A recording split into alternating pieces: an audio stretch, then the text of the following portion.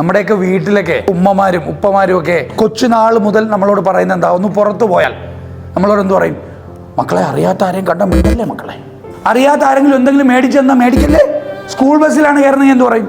മോനെ, കൂട്ടുകാരൻ്റെ കൂടെ ഇരിക്കുക കേട്ടോ, ഫ്രണ്ടിൻ്റെ കൂടെ, അറിയാത്ത ചേട്ടന്മാരുടെ അടുത്ത് പോലെ. അറിയാത്ത ആൾക്കാർ എന്ന് പറഞ്ഞ ഒരു സബ്ജക്റ്റ് എൻ്റെ ബ്രെയിൻ കൺസീവ് ചെയ്തിരിക്കുന്നത് എന്തായിട്ടാ? Danger. Stranger is a danger. അങ്ങനെയാണ് എൻ്റെ ബ്രെയിനിൽ സബ് കോൺഷ്യസ്ലി കണ്ടീഷൻഡ് ആയിരിക്കുകയാണ്, ഒരു പാറ്റേൺ ഉണ്ടായി. ഞാനാണ് ഇനി കോളേജൊക്കെ കഴിഞ്ഞ് ഒരു ജോലിക്കായിട്ട് ഇൻ്റർവ്യൂ വിളിക്കുമ്പോൾ ഞാൻ പോയി ഇരിക്കുമ്പോൾ എൻ്റെ ഓപ്പോസിറ്റ് ഇരിക്കുന്ന HR എൻ്റെ കൊച്ചച്ഛൻ്റെ മോനൊന്നും ആയിരിക്കില്ല.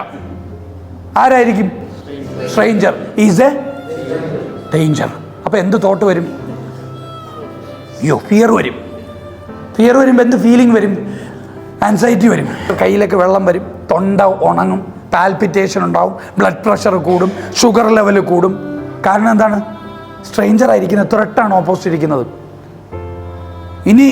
ഇനി എങ്ങാനും ഗതികെട്ട് ആ ഇൻ്റർവ്യൂവർ ആ ജോലി തന്ന് പണ്ടാരടങ്ങാൻ സെയിൽസിലാണ് ജോലിയെങ്കിലോ, ഇടിയട്ടിൻ്റെ തലയിൽ പാമ്പ് അടിച്ചില്ലേ? ഡെയിലി സ്ട്രേഞ്ചേഴ്സിൻ്റെ ഘോഷയാത്രയാണ് അല്ലേ? ഈ കസ്റ്റമേഴ്സ് എല്ലാം നമ്മുടെ ബന്ധുക്കളാണോ? നമ്മളെ റിജക്റ്റ് ചെയ്യുക, നമ്മളെ ഇൻസൾട്ട് ചെയ്യുക, എന്നിട്ട് അവരെ മുഖത്ത് നോക്കി ചിരിക്കുക അല്ലേ? ഇതൊക്കെ നമ്മൾ ചെയ്യണ്ടേ? അതുകൊണ്ടാണ് സ്ട്രേഞ്ചേഴ്സുമായിട്ട് കമ്മ്യൂണിക്കേറ്റ് ചെയ്യുമ്പോൾ പലപ്പോഴും നമ്മൾ വീക്കായി പോകുന്നത്.